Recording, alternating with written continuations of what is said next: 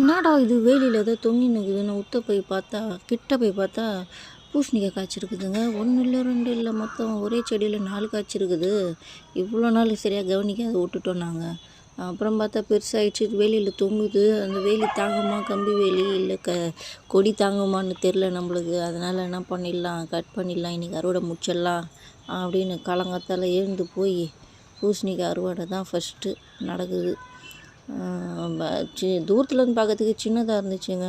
ஆனால் அறுத்துட்டு இப்படி தூக்கணும், அவ்வளோ பெருசாக இருக்குது. அது கூட்டு பண்ணலான்னு நினச்சேன் நான். அது கூட்டு பண்ண முடியாது போல இருக்குது, முற்றி போயிருக்குமோ என்னவோ. என்னடா இது வேலியில் ஏதோ தொங்கின்னு இருக்குதுன்னு உத்த போய் பார்த்தா, கிட்ட போய் பார்த்தா பூசணிக்காய் காய்ச்சிருக்குதுங்க. 1 இல்லை 2 இல்லை, மொத்தம் ஒரே செடியில் 4 காய்ச்சிருக்குது. இவ்வளோ நாள் சரியாக கவனிக்காத விட்டுட்டோம் நாங்கள்.